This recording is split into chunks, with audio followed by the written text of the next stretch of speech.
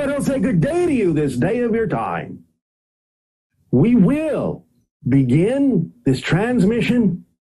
by reminding you that this title is The Parallel Reality Wheel. Now, for the purpose of this particular transmission, the terms parallel reality, alternate universe, alternate timeline, parallel timeline, all of these terms in this context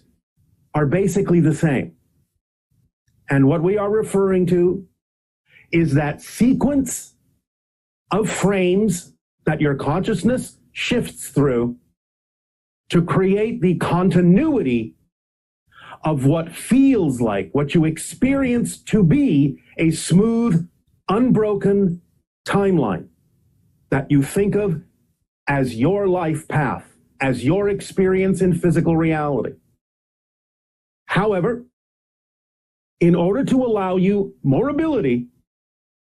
to navigate more consciously through the different frames of different parallel realities that make up your timeline, so that you can more consciously navigate yourself in the directions of the reality, the version of Earth that you prefer, we are going to bring you this little exercise, this little permission slip that can begin to sort of shake you loose, loosen you up a little bit more from your particular timeline that might be created by certain belief systems so that you have a little bit more ability to break your continuity. Now, this doesn't mean that you have to lose touch with what you consider your typical reality to be. It's not about going that far. Nevertheless, this exercise, as we describe it to you, can, as we say, expand your imagination, expand your consciousness to a greater degree to give you a little bit more ability to start choosing frames in the different parallel realities that are far more representative of the timeline that you prefer to experience. Now, at first, it may seem that the different parallel realities we are going to present to you for your consideration may take you farther away from the timeline that you need to experience in this life. But it's just that we're going to stretch those imagination muscles a little bit. They will snap back to some degree to the general reality that you need to experience that's relevant for you. But nevertheless, we have to take you a little bit farther afield into other realities just to give you a little bit of that stretching ability. So it's not about detaching or dissociating from your timeline, but it's about stretching yourself to give yourself a little bit more of a broader perspective of the different things that are possible and probable in your reality, and to break the continuity that you've been experiencing for thousands of years just a little bit more, so you have more flexibility, more freedom to choose, and more conscious awareness that what you consider your single, unbroken timeline to be is in fact constructed from a large number of different parallel reality versions of Earth. And again, this exercise will help you navigate through them in a way that can allow you to automatically, without even sometimes thinking about it, start choosing the frames in different realities that are most conducive to building up, to constructing that single timeline that is most representative of your true self and most reflective of the version of Earth that you will create yourself to experience. So, first and foremost, let us now show you an example of the parallel reality wheel graphic. As you can see, there are 8 different parallel reality suggestions here. Each of these, in a sense, is a real reality,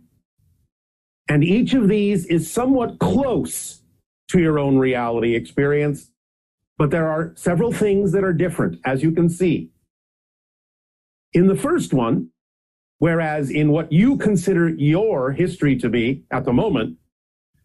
you have a so-called memory of an individual named Albert Einstein who proposed what you call the theory of relativity. But as you can see in this graphic, in a slightly different parallel reality, an individual with a slightly different name, Albrecht Eisenstein,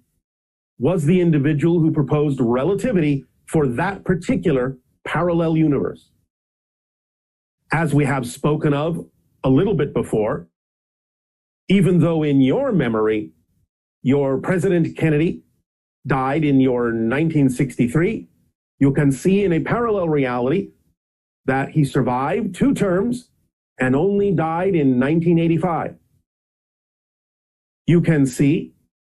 that these other realities depicting slightly different histories, also just as real as your own reality, are what will allow you, as we explore them later in the meditation, to stretch your imagination muscles to understanding how slight differences can actually create profound differences that create more difference between what you consider your timeline to be and other alternate universal timelines to be. But by, in the meditation, taking the time to go deeper into some or all of these different parallel reality histories, you can allow yourself a little bit more freedom to unlock from what you consider your history to be, knowing that it changes every single time that you change yourself. Because as we have said, as you change the present, you actually change the past that goes with it and the future that goes with it, since past and future are illusions anyway. It's all in the present, but each timeline has its own unique history, its own unique past and future experiences in your space-time perspective reality. And so anytime you make a shift, that you navigate yourself through different frames in your present, you're going to bring along with that the linear past and the linear future that is relevant for that particular present. Because as you change yourself into a different person, logically speaking, from a linear perspective, you have to have had a different history, a different past that brought you to this point to create the person that you are now. So everything shifts with you as you shift your present. And again, by exploring some of the differences in the different parallel realities that we present to you in this parallel reality game, then you can begin to stretch your imagination a little bit further and allow yourself more freedom to begin to really explore what is probable for you, to break the continuity a little bit from your assumptions and insistences and expectations of the past, and really begin to give yourself a little bit more freedom to be the person you prefer to be in the present, so that you can allow yourself to experience the timeline that is most relevant for you. So as you scan some of these different parallel realities and begin to contemplate them, as you will, as we guide you through this in the meditation to come, in the exercise to come, you can begin bit by bit, a little bit at a time, nothing drastic, to feel yourself and your imagination stretching a bit and contemplating other probabilities you may not have considered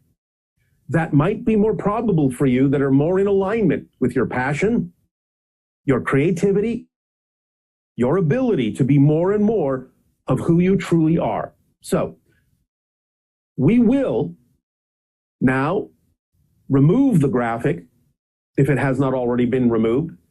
and allow yourselves to simply relax as we go into the main body of this transmission with our interactions. But we will come back to this and present this graphic to you again in the meditation in such a way as to guide you in a variety of different ways that you can utilize this permission slip to your advantage. So we thank you for allowing us to present this technique, this tool, this permission slip to you this day, to allow yourselves more freedom to be who you truly are. And so we will now move forward with our interactions with you in questions and answers.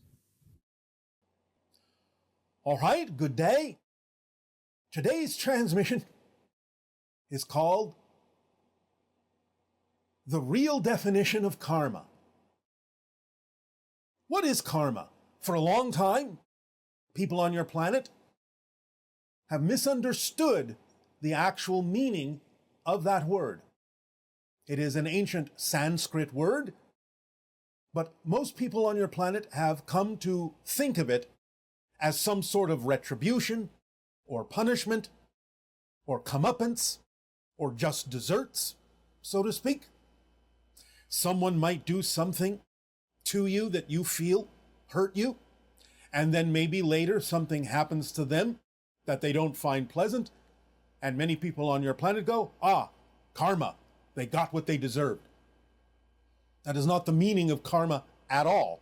in its original form. The Sanskrit word karma simply means action. That's literally what the word means, action. And as we have said many times, actions are the language of physical reality. So this is understood